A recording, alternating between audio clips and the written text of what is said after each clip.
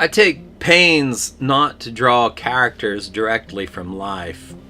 All of my characters are grown out of the compost of my imagination. The more thoroughly composted, the better. But settings are a different matter.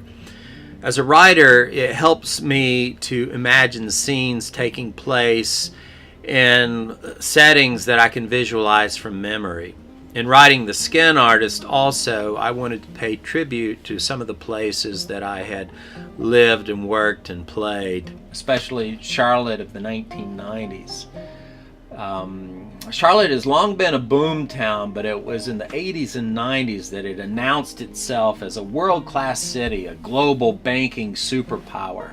It had acquired major sports franchises, the Hornets and then the Panthers. Its prominence as a global banking center was announced by the erection of the Nations Bank Tower, finished in 1992. At 60 stories, easily the tallest skyscraper in Charlotte or the Carolinas. That glowing crown on top, right there in the very heart of the city at the intersection of Trade and Tryon streets. It's a glorious sight still by day or night. But for a country boy like me, or like Bill Becker in the novel, there was also something unavoidably Tower of Babel about it. It's also worth noting that the erection of the Nations Bank Tower required the demolition of an entire city block. Part of the history of Charlotte or of any city's growth is demolition. The old Charlotte Coliseum, what in the 90s was then the new Coliseum, first home of the Hornets, lasted less than 2 decades before they imploded it. That's a 24,000-seat arena used for 19 years, brought down in seconds. Maybe the Charlotte landmark I miss most was a place called the Double Door Inn. There were other nightclubs, the Pterodactyl, the Milestone, but for me there'll never be a Charlotte club to rival the Double Door.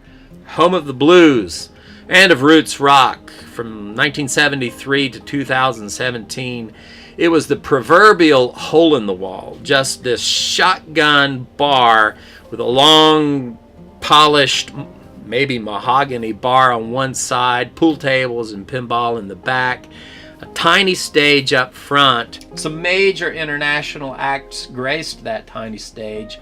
Stevie Ray Vaughan, Clarence Gatemouth Brown, and Eric Clapton with members of Muddy Waters' old band.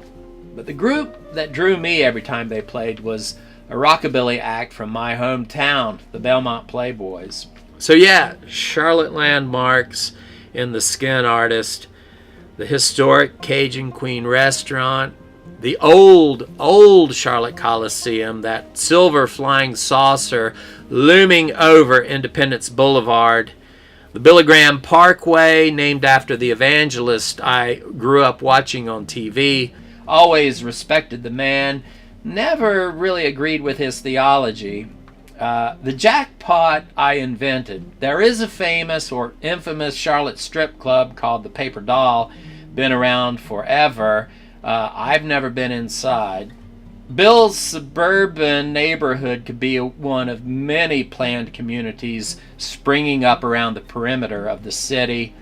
To the north, Lake Norman. Of all the places in the region most affected by Charlotte's growth is Lake Norman. But of course, the lake owes its existence to the city as well. It's a man-made lake, what has been built. North Carolina's inland sea. All of these places remain very dear to me. I live now in upstate New York on my wife's family's land, green and hilly country, glorious in summer, fall, and winter. Not so much in spring, which we call mud season. It's in spring that I most miss North Carolina. Not just family and friends, but also the place. Daffodils in February. In April, dogwoods.